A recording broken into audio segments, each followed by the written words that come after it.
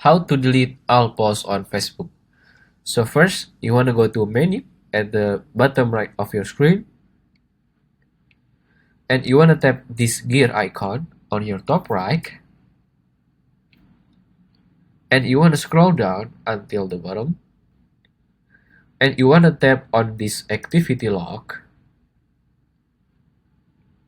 Like here, you want to choose your Facebook activity, scroll down a bit, and choose this manage posts.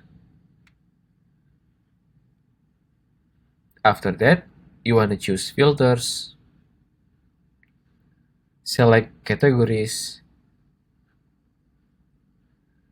and choose your posts, photos, and videos. Right here, you need to scroll down all the way down until your first post, until you see this sign right here. This sign means it was the first time you make the post. So from that, you want to scroll back until the top and choose all. After that, you want to click trash and choose move to trash. And there you go. If you find this video useful, please consider like and subscribe.